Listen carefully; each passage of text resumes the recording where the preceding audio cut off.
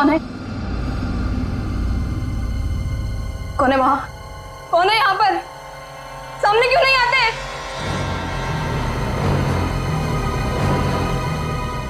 बस बहुत हो गया, बंद करो ये खेल, बंद करो ये खेल।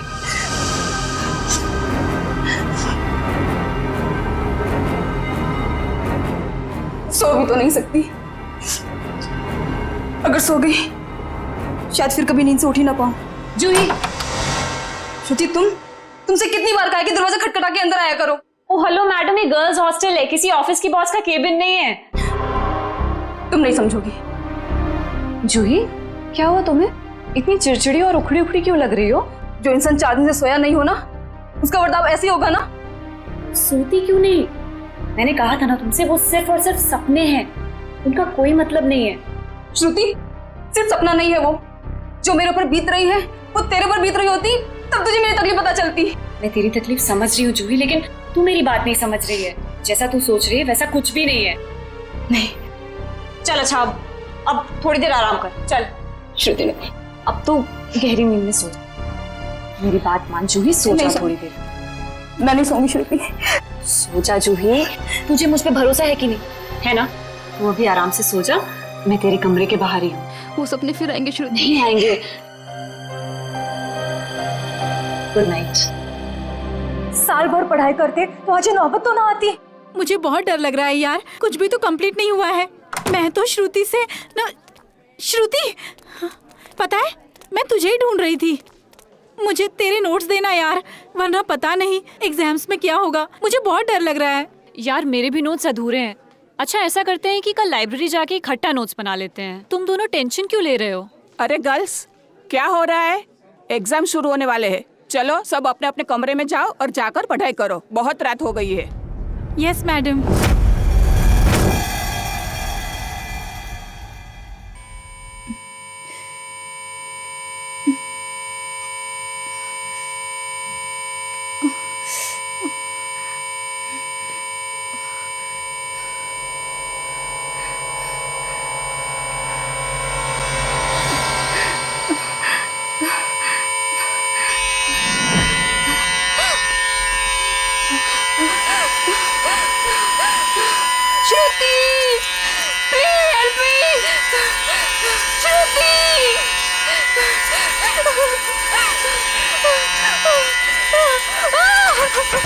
ये दरवाजा क्यों बंद है? श्रुति, ये लाइट क्यों नहीं जल रही है?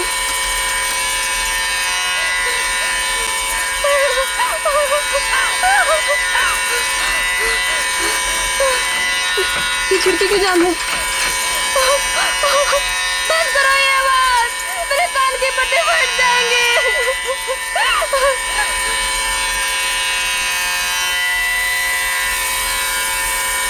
ये धुआं कहाँ से आ रहा है?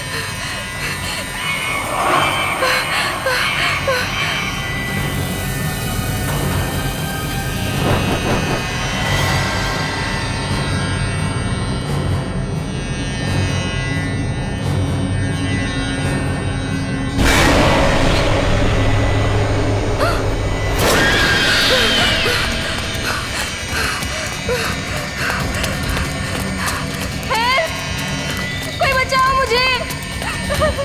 हेल्प!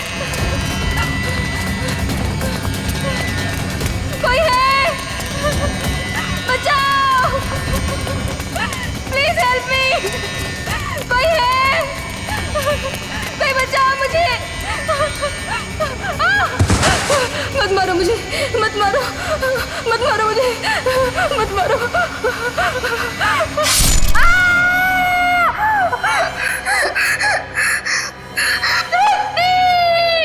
ओह नो, ये तो जूही की चीख है। लगता है उसने वही पुराना सपना देखा है।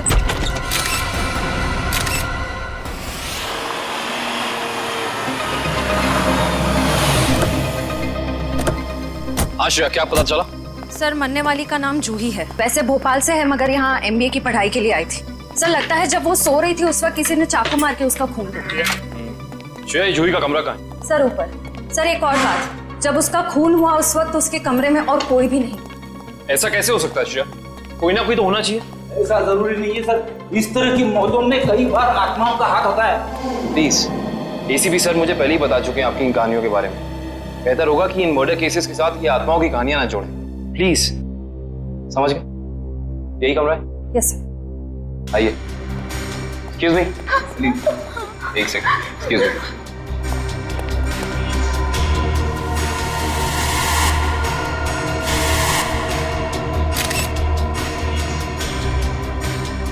श्रेया, यहाँ पे चाकू का सिर्फ एक ही घाव है। लगता है खूनी ने इतनी जोर से वार किया कि एक ही बार में जूही की मौत हो गई। हाँ सर, हमला भी शायद जूही की नींद में ही हुआ। बेचारी को अपने आप को बचाने का मौका भी नहीं मिला होगा। एक्सक्यूज मी, यहाँ पे सबसे पहले जूही की मौत का पता किसको चला? सर, सबको एक साथ ही पता चला था। हम यहाँ कॉरिडोर में थे, अचानक से जूही के कमरे से चीखने की आवाज आई और अंदर आके देखा तो जूही की जान जा चुकी थी। उस समय कमरे में जूही के साथ और कौन था? सर, उस वक्त जूही के साथ कोई नहीं था। देखिए, आप लोग दोबारा याद करने की कोशिश कीजिए। हो सकता है कोई ऐसा जो उस वक्त भाग निकला हो। सर, भागने का तो सवाल ही नहीं उठता, क्योंकि डोर बाहर से बंद था और वो अंदर से। खूनी भागेगा भी तो कहाँ से भागेगा? एक मिनट, ये दरवाजा बाहर से बंद था, क्यों? सर, कई दिनों से जूही सो नहीं पा रही थी। अचानक नींद से जाग जाती थी और भागकर अपने कमरे से बाहर आ जाती थी। आज भी कुछ ऐसे ही हुआ। वो सो नहीं पा रही थी, मैंने उसको सुलाया और मैं बाहर आ गई और दरवाजा बाहर से बंद कर दिया। लेकिन इसे नींद क्यों नहीं आ रही थी? सर, कई दिनों से उसे डरावने सपने आ रहे थे। उसे ऐसा महसूस हो रहा था कि उसका सपनों में कोई खून करना चाह रहा है, उसकी कोई जान लेना चाह रहा है। हमें क्या पता था कि उसका सच में खून हो जाएगा। डरावने सपने? मैं कह रहा था ना, ये कोई आत्मा का ही चक्कर है।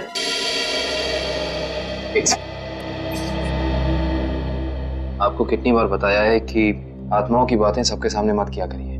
वो लोग क्या सोचेंगे सीआईडी के बारे में? सॉरी। अच्छा, आप अभी कह रही थी कि जूही को डरावने सपने आते थे। कभी उसने आप लोगों के साथ कुछ शेयर किया कि उसे किस चीज के सपने आते हैं? कुछ भी? सर, उस ड्रॉर में जूही का स्केच बुक है। उस ड्रॉर में? जी सर। Sketch book? ये बुक? जी सर। ये चाकू? सर, ये वही चाकू है जिसे लेकर कोई उसका पीछा करता था सपनों में, उसे मारने के लिए। ये देखो, ये चाकू बिल्कुल ऐसा ही है जिससे जूही का कत्ल हुआ। हाँ सर।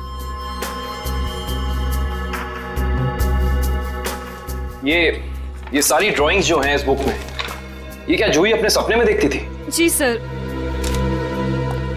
सर, लगता है ये किसी अंदर वाले का ही काम है, जो कमरे के अंदर आसानी से आ सकता हो और जिसे जूही के सपनों के बारे में पता हो।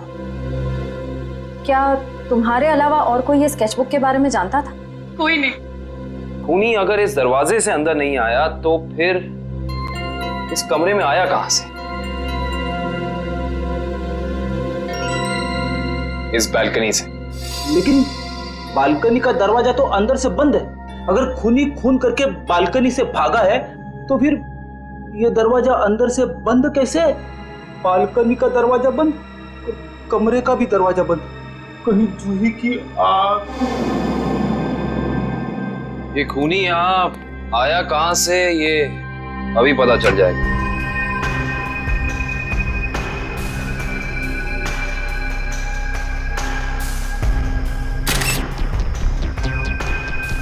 ये देखो, जूते के निशान। हो ना हो खूनी इसी बालकनी से चढ़कर आया। लेकिन बालकनी का दरवाजा तो अंदर से बंद था, तो फिर खूनी यहाँ ऊपर चढ़ के कमरे के अंदर आया कैसे होगा? ये भी पता चल जाएगा फ्रेडी जी। बस एक बार जूही के मौत के कारण पता चल जाए, कुछ तो होगा यहाँ, कोई सबूत कुछ तो होगा। इधर देखो, ये पाइप, इसी वाटर पाइप से चढ़कर खूनी इस बालकनी तक आया है। यहाँ के वॉचमैन से मिलना पड़ेगा। माफ कर दिए साहब, गलती हो गई। इसे गलती कहते हो तुम? एक इंसान गर्ल्स हॉस्टल की बालकनी में चढ़ जाता है, अंदर कमरे में जाके खून कर देता है और तुम्हें कुछ पता भी नहीं चला। बस साहब, 15 मिनट के लिए मेरी आंख लग गई थी। मैं सपने में भी ऐसा नहीं सोच सकता था कि उस दौरान ऐसा कुछ हो जाएगा।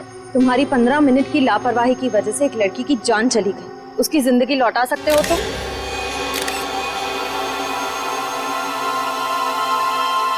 सर, ये जूता यहाँ झाड़ियों में पड़ा हुआ था। जूता यहाँ पे? हो ना हो, ये जूता उसी खूनी का है। सर, ये तो किसी आदमी का जूता लगता है। यानी बालकनी में जो इंसान चढ़ा था वो कोई आदमी था?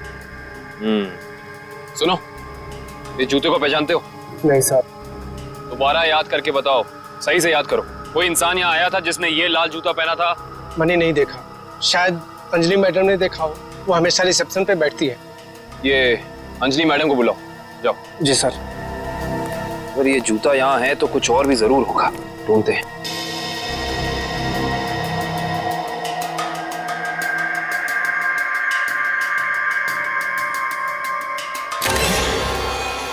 इस तरफ ये जूतों के निशान। एक जूते का निशान थोड़ा गाढ़ा है और दूसरे का हल्का। ये वाला गाढ़ा है। इसका तो एक ही मतलब है, ये जूता जिसका भी है वो इंसान लंगड़ा के चल रहा था। वो लंगड़ा के इसलिए चल रहा था क्योंकि जब वहां बैल्कनी से वो नीचे आया उसे चोट लग गई, फिर वो यहाँ से भागा और यहाँ पे जूता रह गया। हाँ साहब, मैं ही अंजलि हूँ। आपने मुझे बुलाया? जी अंजलि जी, हमें आपसे कुछ सवाल पूछने थे। जी। अंजलि जी, आपने इस लाल जूते को देखा? मेरा कहने का मतलब है किसी इंसान को इसको पहनकर यहाँ आते हुए देखा, लंगड़ाते हुए? हाँ साहब, मैंने देखा था। मनीष लंगड़ाते हुए जा रहा था। मनीष? ये मनीष कौन है? जूही का दोस्त है। अंजलि जी, जब वो यहाँ आया, ये गर्ल्स हॉस्टल है राइट, आपने उसको रोका नहीं? मैंने उसे रोका पर वो रुका ही नहीं। और क्या? मनीष अक्सर जूही से मिलने हॉस्टल आया करता था, पर कुछ दिनों से उन दोनों के बीच में अनबन चल रही थी। किस बात को लेकर अनबन चल रही थी? मुझे उस बारे में कुछ पता नहीं। कोई बात नहीं, अब तो इस बारे में हम मनीष से ही पूछ लेंगे।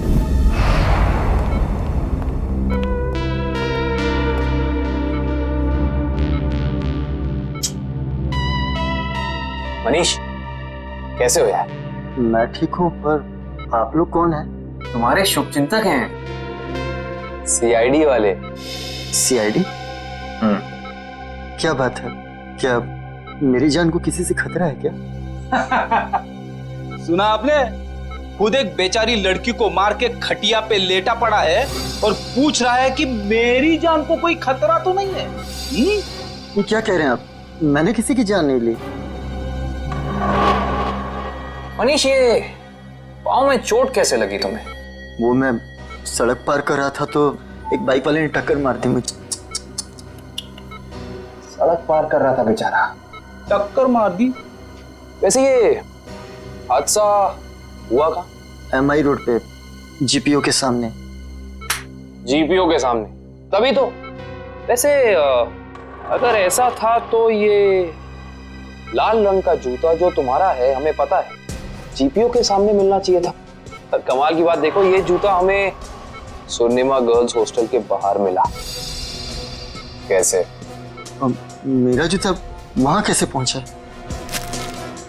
देखो मनीष, हमसे झूठ बोलकर कोई फायदा नहीं है। सच निकालने के और कई तरीके आते हैं। बेहतर होगा हमें सब सच बता दो। क्यों मारा तुमने जूही को?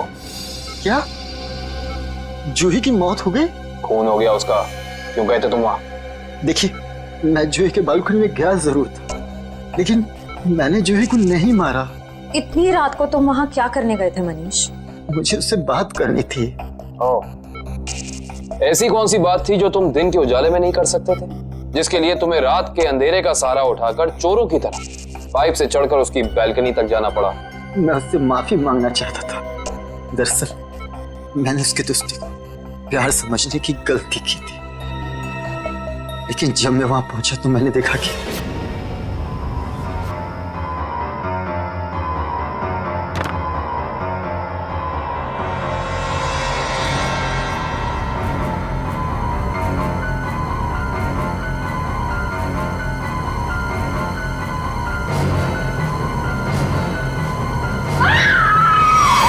शर्म आनी चाहिए तुम्हें मनीष।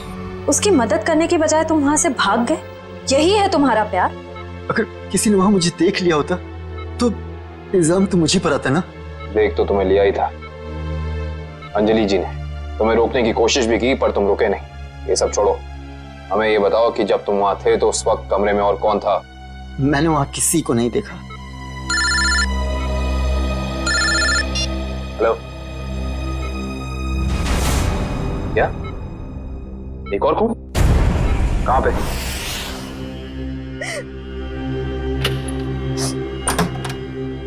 आप कौन? हम लोग सीआईडी से। आइए।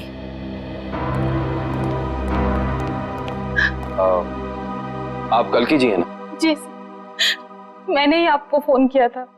मेरी सहेली मीरा का खून हो गया है। उसकी लाश ऊपर उस कमरे में पड़ी है।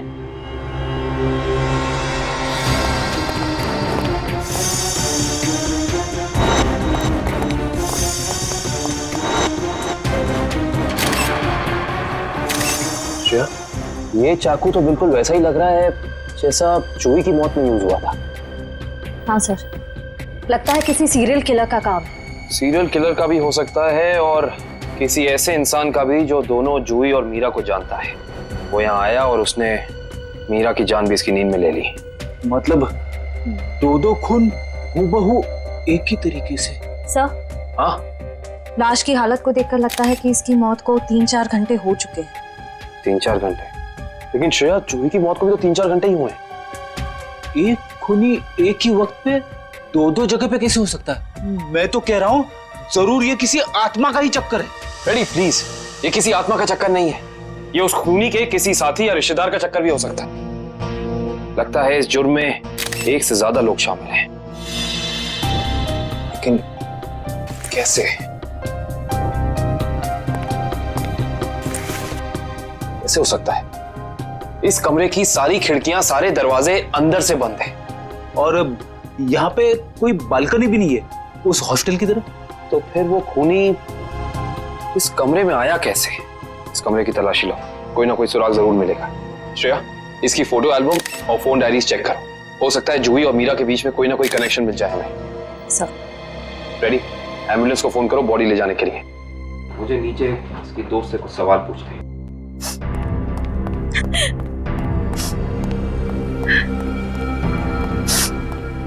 कल्कि जी, जी, आपको मीरा की मौत के बारे में कब पता चला? रात को मैं काफी देर से ऑफिस से लौटी तो मैं इस कॉरिडोर से गुजर रही थी कि तभी मुझे मीरा के चीखने की आवाज सुनाई दी। मैं दौड़ती हुई उसके दरवाजे तक आई। मीरा का दरवाजा खटखटाया पर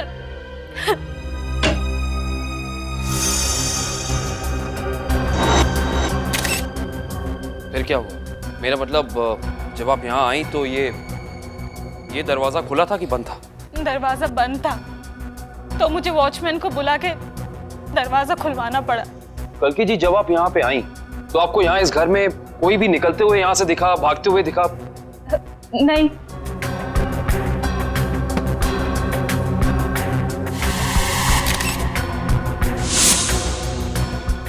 कल्कि जी, आपकी दोस्त मीरा काम क्या करती? बैंक की एरिया मैनेजर थी वो, और 2 साल पहले उसका तबादला हमारे शहर में हुआ था। तबादला? हाँ श्रेया, क्या पता चला? सर, मरने वाली का नाम जूही है। वैसे भोपाल से है मगर यहाँ MBA की पढ़ाई के लिए आई थी। क्या ये तबादला भोपाल से यहाँ हुआ? जोधपुर से। पर क्यों सर? आपकी दोस्त मीरा किसी जूही नाम की लड़की को जानती थी? जहाँ तक मुझे पता है सर, इस नाम की तो उसकी कोई दोस्त नहीं थी। दोस्त नहीं तो कोई रिश्तेदार? क्योंकि कुछ घंटे पहले एक 21 साल की लड़की का बिल्कुल इसी तरीके से खून हुआ। उस लड़की का नाम जूही था और ये उसकी तस्वीर है। क्या आप जानती हैं इसे? नहीं। आप जानती?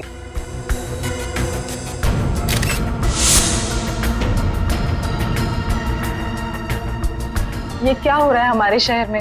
आम आदमी तो बिल्कुल भी सुरक्षित नहीं है। कल्कि जी, आपको किसी पे शक है? I mean, आपकी दोस्त मीरा की किसी से कोई दुश्मनी, कोई अनबन? उसका कोई दुश्मन नहीं था सर। मीरा तो बहुत ही सुलझी हुई लड़की थी।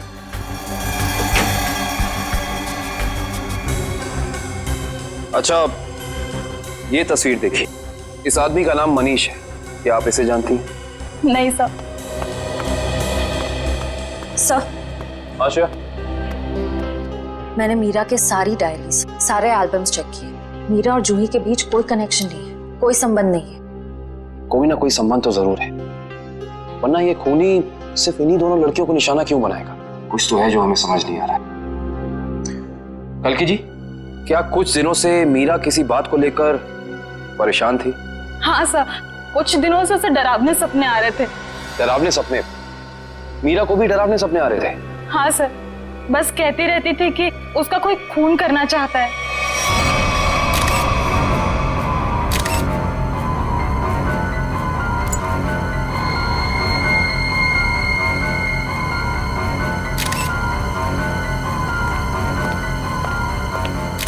ये कैसे हो सकता है सर? जूही और मीरा को ठीक एक तरीके के सपने कैसे आ सकते हैं? सर, खूनी के अंदर आने का रास्ता तो नहीं मिला है, लेकिन ये स्क्रू मिला है मीरा के बेड के नीचे से। एक काम करिए, वॉचमैन से पूछताछ कीजिए, देखिए क्या पता चलता है मीरा के बारे में। तब तक इस स्क्रू की गुत्थी को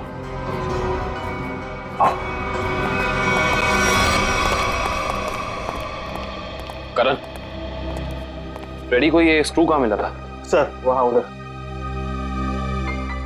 इधर?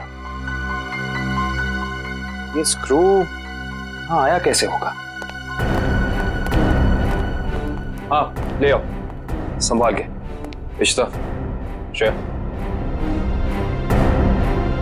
संभाल के।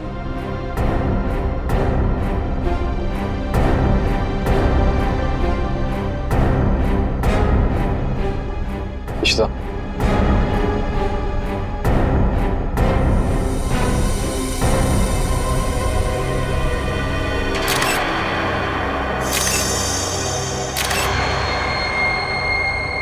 तो ये बात है। क्या हो सर? ये देख रही हो सीलिंग फैन? अब ये सीलिंग फैन इस स्क्रू की गुत्थी को सुलझाएगा। करण, समझ गया सर।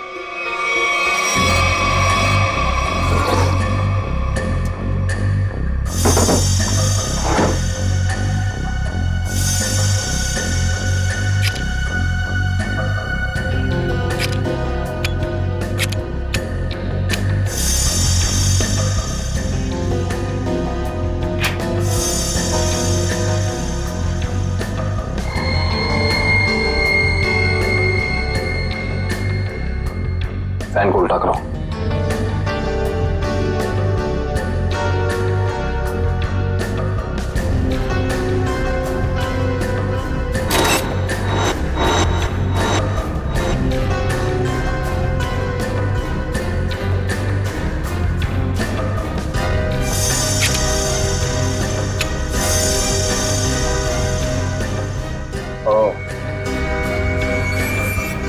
सर यानी ये स्क्रू इस फैन का है?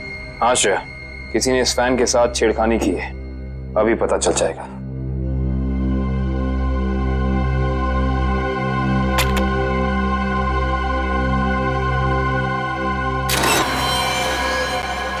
ओह माय गॉड, तो ये बात है, मतलब चाकू इसके अंदर था। इसके अंदर से इस मैकेनिज्म के जरिए चाकू सीलिंग से नीचे गिरा मीरा के पेट में और उसकी मौत हो गई। अब समझ में आया, ये कारण है जिस वजह से खूनी इस कमरे में नहीं था। उसकी जरूरत ही नहीं थी, उसका काम तो ये सीलिंग फैन कर रहा था। इसका मतलब जूही के कमरे में भी बिल्कुल ऐसा ही सीलिंग फैन होगा जिसके अंदर सेम मैकेनिज्म फिट होगा। वहां भी चाकू सीलिंग से गिरा और जूही की मौत हो गई। सर हो सकता है खूनी ने रिमोट कंट्रोल के जरिए इस चाकू को कंट्रोल किया हो सकता है। और सवाल यह है श्रेया कि खूनी को कैसे पता चला कि सही वक्त रिमोट बटन दबाने का कौन सा था? हाँ सर, क्योंकि ना तो हमें मीरा के कमरे से कोई कैमरा मिला, ना ही जूही के कमरे से, जिससे ये पता चले कि खूनी दोनों लड़कियों पर नजर रख रहा था। वो भी पता चल जाएगा इस सीलिंग फैन के चाकू के मैकेनिज्म के जरिए। क्या ये मीरा और जूही, इन दोनों के बीच में कोई ना कोई संबंध तो जरूर है, कोई ना कोई संबंध तो जरूर है। मगर सर दूर दूर तक इन दोनों के बीच कोई संबंध नजर तो नहीं आ रहा। इन दोनों के उम्र में बहुत फर्क है, उनके रहन सहन, तौर तरीके, ये जूही का कॉलेज और मीरा के काम करने की जगह, आपस में कहीं भी कोई तालमेल नहीं है सर। हाँ सर, वो फैन और चाकू का मैकेनिज्म रेडी है। चलो देखते हैं।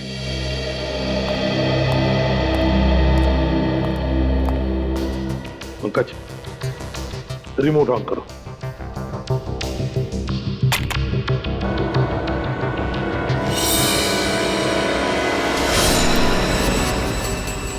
मगर जैसे ही रिमोट का बटन दब गया, इस फैन के मैकेनिज्म के अंदर जो इंफ्रारेड लाइट थी वो ऑन हो गई, लॉक खुल गया और उसकी वजह से ट्रिगर ऑन हो गया। ट्रिगर ऑन होने से इसके अंदर जो छुपा के रखा था चाकू, वो सीधा नीचे गिर गया, सीधे उसके शरीर के अंदर जो फैन के नीचे सोया हुआ था। मगर दया, एक बात है, ऐसे मैकेनिज्म की जो रिमोट होते हैं, वो रिमोट ज्यादातर 50 मीटर की दूरी के अंदर ही काम कर सकते हैं। तो फिर जरूर जहां पर मीरा और जूही रहती थी उसके आसपास ही ये आदमी खड़ा था। जिसने भी ये किया है वो 50 मीटर की दूरी के अंदर ही खड़ा था। वहां से उसने रिमोट चलाया और खून कर दिया मीरा और जूही का। और फिर वो सपने, वो एक जैसे सपने जो मीरा और जूही दोनों की नींद में आते थे, ऐसे सपने तो जानबूझकर ही डाले जा सकते हैं, प्लान करके डाले जा सकते हैं, मगर उसके लिए जरूर कोई तो ट्रिगर होना चाहिए। सर, हाँ, जूही के कमरे में लगे पंखे में भी ठीक ऐसा ही मैकेनिज्म मिला है। और तो और जूही और मीरा दोनों के कमरों में एक हफ्ते पहले इलेक्ट्रिकल वायरिंग का कुछ काम हुआ था। जूही और मीरा दोनों के घर में, दोनों के कमरों में एक हफ्ते पहले इलेक्ट्रिकल वायरिंग हुई थी। कहीं ऐसा तो नहीं कि वही इलेक्ट्रीशियन है जिसने दोनों के घरों में इलेक्ट्रिकल का काम कर दिया और फिर खून भी उसी ने किया? पता लगाना पड़ेगा इस इलेक्ट्रीशियन के बारे में।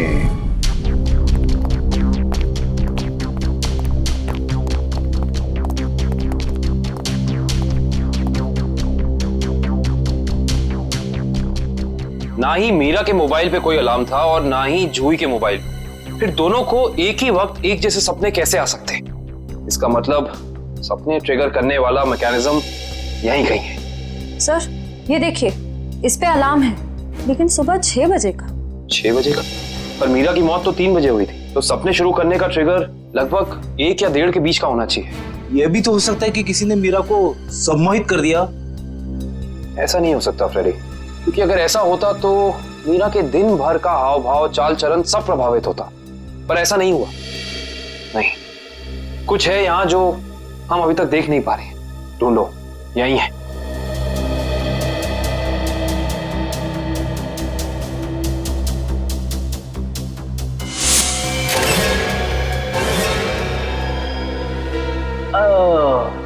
ये देखो, टीवी के पीछे ये बॉक्स लगा हुआ था। बॉक्स? कहीं ये ट्रिगर मैकेनिज्म इस बक्से के अंदर तो नहीं फिक्स किया हुआ है?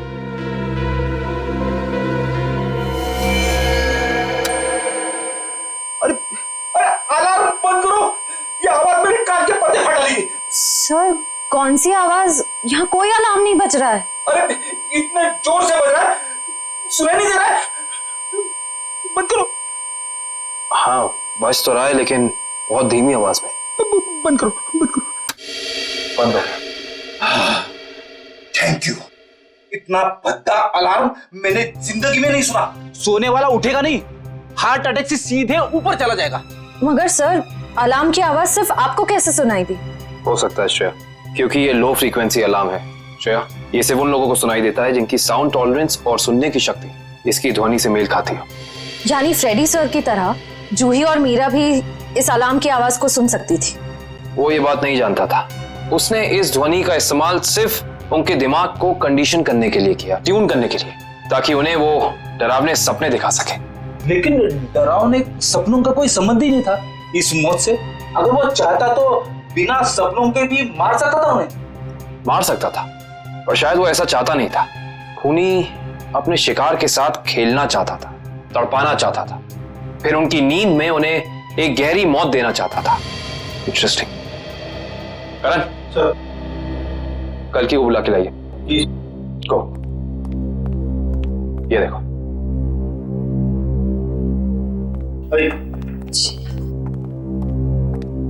आइए। कल की जी। जी। इस आवाज को पहचानती हैं आप? ये आवाज मैंने यही सुनी है, मीरा के घर पे। कब? करीब 3-4 दिन पहले, जब वो अपने लैपटॉप पे काम कर रही थी तब।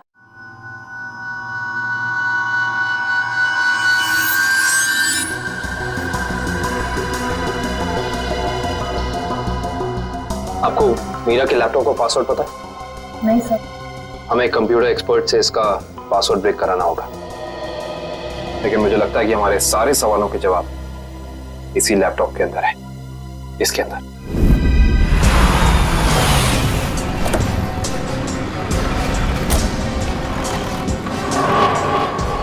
भाई साहब, हम लोग सीआईडी से। सीआईडी से? क्या हुआ साहब? हमें पता लगा है कि पिछले हफ्ते आपका एक इलेक्ट्रिशियन वायरिंग करने के लिए इस एड्रेस पे गया। हाँ साहब, गया तो था, पर हुआ क्या? इन दोनों जगहों पे एक एक खून हुए और हमें शक है कि ये खून आपके इलेक्ट्रिशियन ने किया है। मेरे इलेक्ट्रिशियन? हाँ, और वो भी पंखे में चाकू फिट करके। अरे बाप रे, पंखे में चाकू? जी हाँ, और आप ये बताइए कि इन दोनों जगहों पे आपका कौन सा इलेक्ट्रिशियन गया था? मंगेश गया था सर, पर आज वो आया नहीं। इस मंगेश का एड्रेस तो है ना तुम्हारे पास? हाँ, मंगेश का एड्रेस लेके ना। सर, वो लैपटॉप का और ईमेल का पासवर्ड खुल गया। Very good job, thank you very much. काबिन, जरा लैपटॉप चेक करो। जी। देखो वो ऑडियो फाइल है क्या इसमें जिससे सपने आते थे उसे?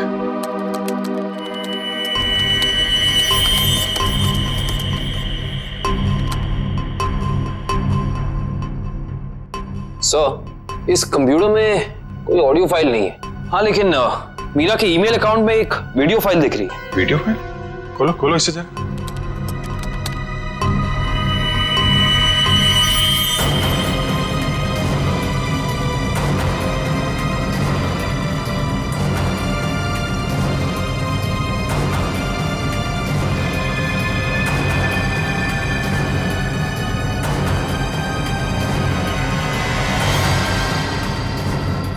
सर, ये सारे विजुअल तो मैंने जूही की स्केचबुक में देखे हैं, स्पेशली ये नाला, ये बोर्ड और मास्क पहना हुआ आदमी, तीनों। इसका मतलब खूनी ने जूही और मीरा दोनों को चेतावनी भेजी थी। उन लोगों को हमारे पास आना चाहिए था मदद मांगने। जरा ये फाइल फिर से चलाना।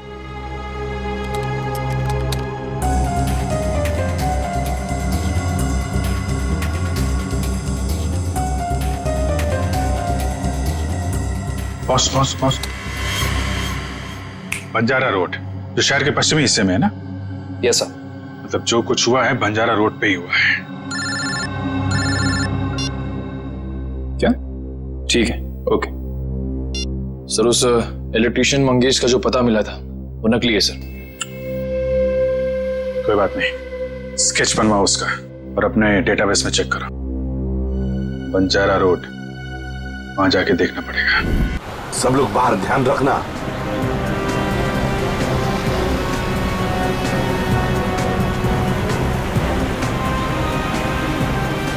आराम से पंकज, आराम से।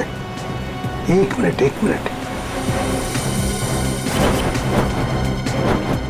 यह है ना एक सूखा नाला है और वो रहा पेड़। सूखा नाला और उसमें वो पेड़। जरा आगे चलकर देखते हैं।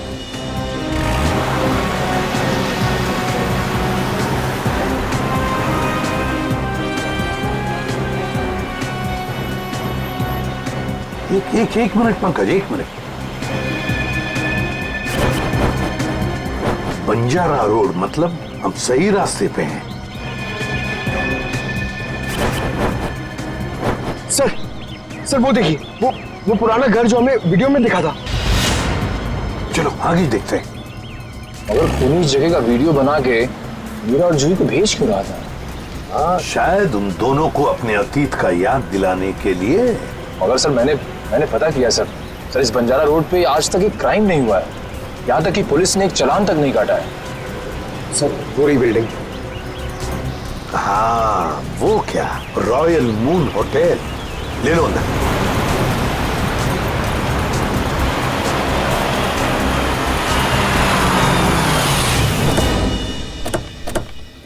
हाँ, इलेक्ट्रिशियन का स्केच मैच नहीं हो रहा है। तो कोई बात नहीं, ठीक है। वेलकम सर, कहिए मैं आपकी क्या सहायता कर सकता हूँ? हम लोग सीआईडी से हैं। दरअसल एक केस के सिलसिले में कुछ पूछताछ करनी थी आपसे। सीआईडी? अब पूछिए, क्या पूछना चाहते हैं आप? वैसे जरा बताइए, कुछ दिन पहले क्या आपके होटल के बाहर कोई किसी तरह की वीडियो शूटिंग कर रहा था? शूटिंग? नहीं सर, हमारी होटल के बाहर शूटिंग या फोटोग्राफी की अनुमति नहीं है। ये दो फोटोग्राफ दो लड़कियों के, एक का नाम मीरा है, एक का नाम जूही है। क्या ये लड़कियां आपके यहाँ कभी ठहरी थी, कभी आई थी? सर, हमारे यहाँ रोज बहुत सारे कस्टमर आते हैं, ये बता पाना थोड़ा मुश्किल है। मैं समझ सकता हूँ, लेकिन हो सकता है आपके रिकॉर्ड में हो कुछ इनके बारे में। जरा देखिए। अलका, जरा रिकॉर्ड्स चेक करना। सर। हाँ सर, ये दोनों गेस्ट हमारे होटल पे रुके थे पिछले साल 17 मई 2013। 17 मई 2013, मतलब एक साल पहले। और क्या एक साथ आई थी या अलग अलग? नहीं, अलग अलग। सर, इन दोनों के पास शहर में रहने के लिए जगह है, एक घर में रहती है और एक हॉस्टल में रहती है, फिर ये दोनों यहाँ किस लिए आई थी? कोई तो वजह होगी ना पंकज, कोई तो वजह होगी। क्या आपका रिकॉर्ड देख सकता हूँ 17 मई 2013 का? Sure sir. 17 मई 2013, काफी सारी लड़कियां आई थी उस दिन आपके होटल में। कोई फंक्शन वगैरह था क्या? हाँ सर, हो सकता है, क्योंकि हमारे होटल के पास में एक कम्युनिटी हॉल है, वहाँ आए दिनों फंक्शंस होते रहते हैं। अच्छा, कस्टमर का नाम रवि, 5 टैक्सीज बुक की थी उसने, 5। हाँ सर, ये एक नारी सेवा केंद्र चलाता है, मुस्कुराहट नाम है एनजीओ का। और वो अभी भी इसी होटल में ठहरा हुआ है सर। रवि इस वक्त आपके होटल में ठहरे हैं? पास वाले कम्युनिटी हॉल में जो फंक्शन चल रहा है, रवि का ही एनजीओ का फंक्शन हो सकता है। रवि सर, मैं आपका जितना भी शुक्रिया अदा करूं उतना कम है। आप सोच नहीं सकते, ड्रग्स के नशे से मुक्ति मिलने के बाद मैं जिंदगी के ऐसे ऐसे रंग देख रहा हूं जिन्हें ड्रग्स के नशे ने अंधकार में डाल दिया था। वेरी गुड मिश्रा, लेकिन इसमें मुझे शुक्रिया कहने की कोई जरूरत नहीं। ये सब तुम्हारे धैर्य और दृढ़ इच्छा शक्ति का कमाल है। हाँ, लेकिन अब उस सफेद जहर को कभी पलट कर भी देखना मत। हाँ? Okay sir.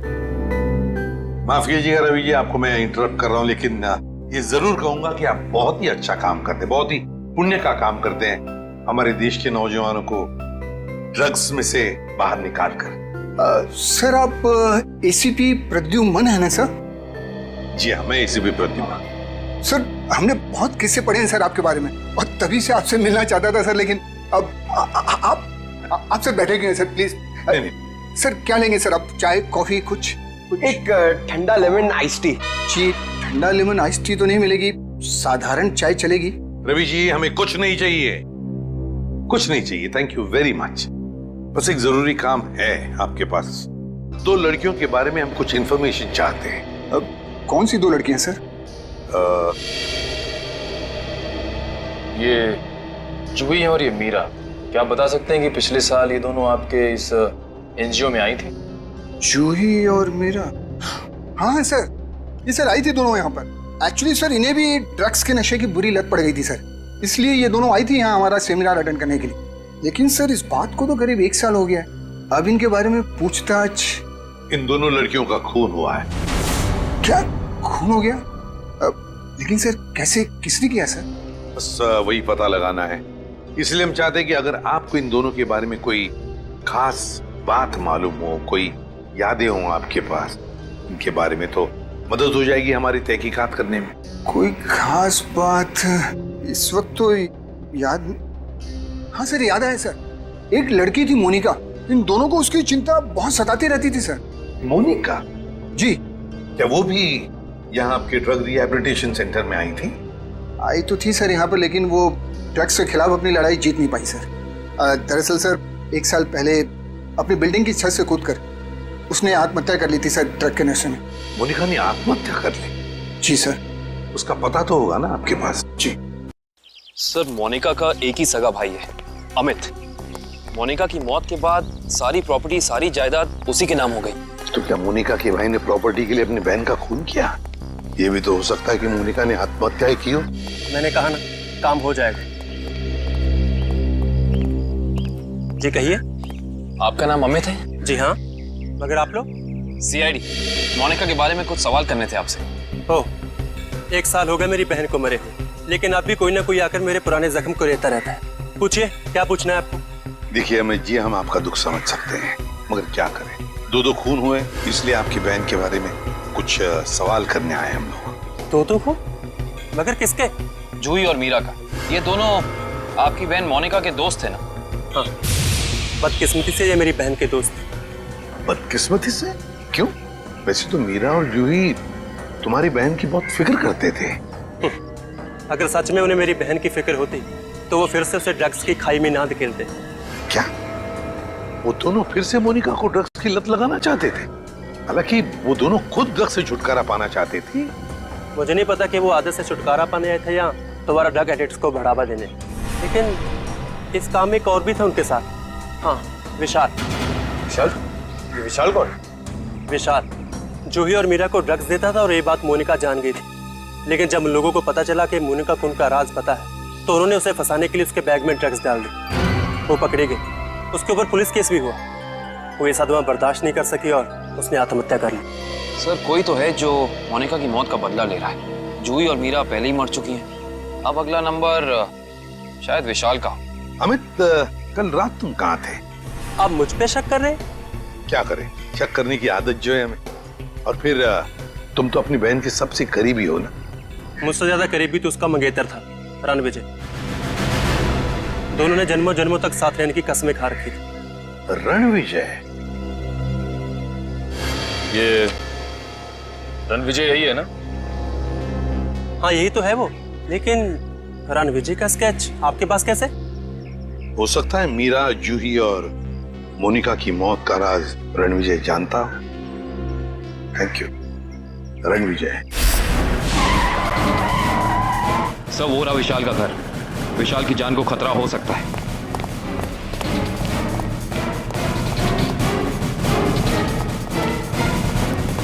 सर, लगता है रणविजय पहले ही पहुंच चुका है। विशाल, ठीक तो हो ना? सर, जान बचा के भागो सर। रणविजय कहाँ है? सर,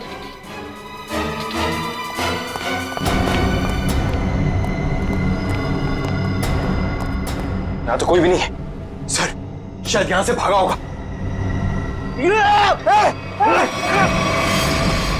रणविजय! कोई मत हिलना। सर, इसको मारूंगा नहीं तो। छोड़ दो उसे, छोड़ दो। देखिए, वैसे तो मुझे सीआईडी वालों से काफी लगाव है, पर अगर सीआईडी ने मेरे साथ कोई होशियारी की ना तो ये बात मुझे अच्छी नहीं लगेगी। चाकू नीचे फेंक दो। फेंक दो चाकू। डरो मत, कुछ नहीं करूंगा तुम्हारे इस मोटू ऑफिसर को। मोटू मत बोल, टाइपिंग कर रहा हूँ आजकल। देखो, मुझे अपना काम करने दो। बेवकूफी मत करो, नहीं बच पाओगे तुम। अरे बचना किसको है? एक बार मैं इस विशाल को मार दूं, भले मुझे फांसी हो जाए, मुझे मंजूर है। देखो रणविजय, ये सब करने से क्या मोनिका वापस आएगी? भले ही वापस ना है, लेकिन मेरे बदले की आग तो पूरी होगी। इन तीनों ने रातों की नींद उड़ा दी थी मोनिका की, इसलिए मैं भी इनके साथ वही कर रहा हूं। इन्हें तड़पा तड़पा कर मारूंगा मैं। देखो रणविजय, मोनिका के साथ जो कुछ भी हुआ ठीक नहीं हुआ। इन तीनों की वजह से बेचारी को जेल जाना पड़ा, बदनामी हुई। नहीं, रात रात भर सो नहीं पाती थी वो, बुरे बुरे सपने देखकर जाग जाती थी।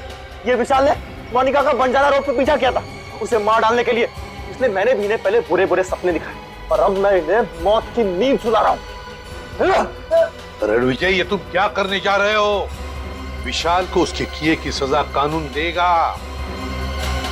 अरे कानून का क्या गया, प्यार तो मैंने अपना खोया है ना।